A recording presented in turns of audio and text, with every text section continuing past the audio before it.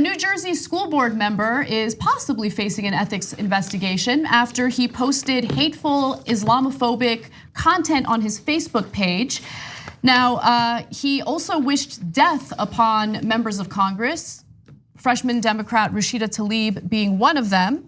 And it just gives you a sense of the state this country is in right now. I mean, this is a school board member who has decided that, yeah, it's okay. I'm gonna go ahead and publicly post these hateful messages, literally wishing death upon members of Congress.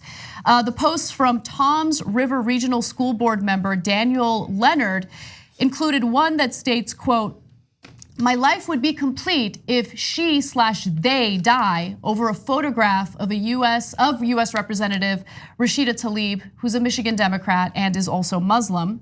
So I'm gonna show you a few of his posts. There's screenshots of a few of his posts. First, there's his photo. And he was elected as a school board member, and I think that voters in that region need to be aware of who he is, and you need to get him out. So let's go to the next picture, please. So this is an example of one of his posts. He has a picture of Rashida Tlaib, and notice that he's linking to a Fox News article that mentions that Rashida Tlaib calls for hunger strikes to shut down ICE, and apparently that really upset him, and he says that his life would be complete if she dies. In one other post that targets Ilhan Omar, he depicts her as Sharia Barbie, comes with hijab, bruises, and Quran. I mean, this is just gross because it's gross regardless of who he is and what position he holds, but he makes decisions that impact the lives of kids in this school district. One features a photo of Representative Ilhan Omar, who is also a Muslim, with the comment, "terrorist 100%. So let's open this up to the panel, and then I'll give you a little information about his history and his time in the military.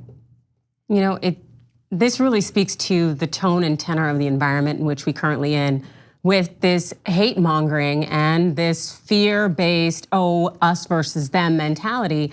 And the Southern Poverty Law Center, they have found that there's been a 30% increase in hate groups since Donald Trump took office, or at least since he's really truly come into power. And that's been extremely problematic because as we see these instances of threats, violence, and hate happen as a result of this fear mongering, and it's not okay.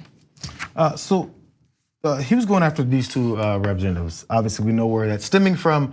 We know who's been talking about these congresswomen the most. So one is from Minnesota and one is from Michigan. This guy's from New Jersey. So he has to ask himself, so what is it about them that's affecting my life so much that I'd like to see them dead? Or one of them, just to be fair to him, even though he has no reason to be, to see them dead. What's happening to him outside of them arguing for different policies in the country? Because that must be un-American to him. I want to see them dead because what? They're fighting for minimum wage increases, because they're fighting for universal health care. That makes you want to see them dead. Well, think about this. I mean, he is, as we all are, right, to some extent, part of a filter bubble.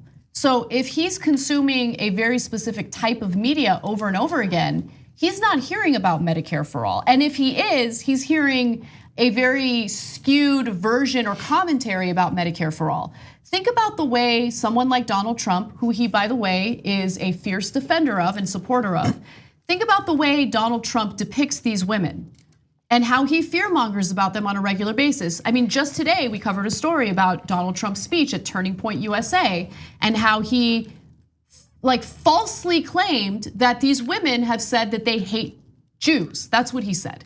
That none of them have ever once uttered those words, but he fearmongers about them. He makes it appear as though these women are dangerous.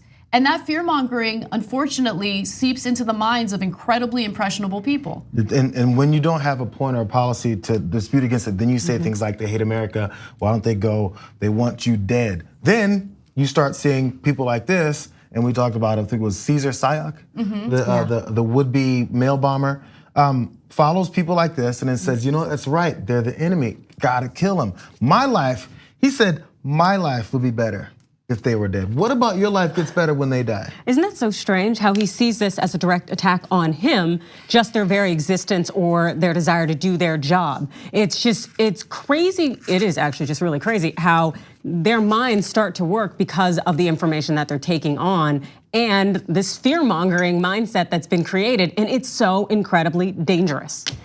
So let me give you some information about him and what you can do if you're a voter in his area, because there is an action you can take relatively soon. So according to USA Today, Leonard of Beachwood represents the town on the 9-member regional school board. He was actually elected to the board back in 2016, but he's seeking re-election in November. So vote him out, he needs to go. Now there is a possibility that an ethics investigation could lead to him being ousted from the school board, but just in case that doesn't work out, and honestly, these days, I don't really rely on people to hold others accountable in these types of organizations. We need voters to get active and understand, who's making decisions about your children in this school board. So he's had some issues. For instance, according to reports, he was in the Army. He was a paratrooper in the Army's 82nd Airborne Division in Afghanistan, and he's previously told the press that he's struggling with neurological health issues. And look, that makes me feel bad for him, and he should get the treatment he needs. But if those, injuries are leading to possible dangerous incidents with kids, then he has no business serving on that board. But here's one other thing that you should consider.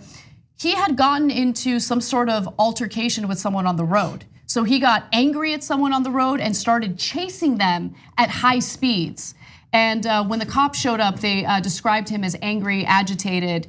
If this is someone who doesn't have the right temperament to make decisions about kids or be around kids, he shouldn't be around kids. If he's, spreading all this hatred about certain groups of people, well, there are Muslim kids within that school district. I don't want him responsible for those kids. There's one particular mother in general who went to one of the meetings and she said, this is a threat to me. My daughter wears hijabs in school.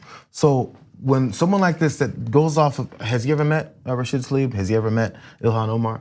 So what is it about them that scares him? It's what they look like. It's the only thing left, and what they say. Okay, what they say too. So again, you don't have an argument against their policies, so you're afraid of them, you want them dead. Where does that transfer then to kids in the district where you're on the board of? When you have people, I forget the Fox and Friends panelists who said, you know what? They're infiltrating our schools. It's our public schools that are a problem. So when the school board member looks at someone in his public schools, this kid, and says, oh, they're infiltrating with their hijabs in my school, I need to do something about it.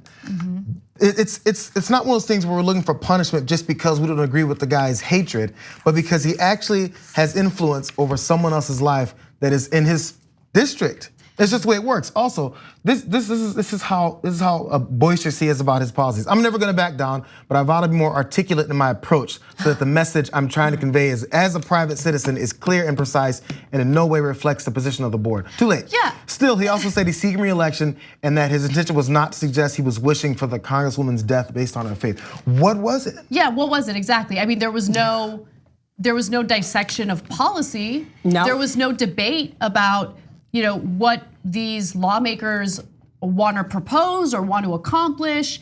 It was all about, really, hijab Barbie, that was somehow not related to the fact that they're Muslim? Come on. And also his saying, I'm gonna be more articulate in how I approach things from now on. That means he's gonna be speaking in code. But essentially, he's already told you who he is and what he believes, and nothing's gonna change about that. So no matter how he really frames things moving forward, he should not be in his position. And the people in his area need to do something about it. So our members send us some comments as we do these stories. Gabby Marita just sent in a comment. And if you're not a member and you want to participate in the conversation, you can do so by joining. Go to tyt.com/join to become a member. Gabby writes in and says, this story is exactly why, as Anna was emphasizing earlier, local elections are just as important as state or national. People like this should not be in charge of schools. And I completely agree with you. Get involved in your local community. It is just as important. Those decisions and those lawmakers within your community make decisions that impact your life, that impact your kids' lives. And if you're not active, if you're not advocating for yourself, then you're gonna have people with this type of temperament and this type of hatred making decisions about your kids. The TYT Plus app is now available on iOS and Android. Download to get more TYT content at tyt.com/app.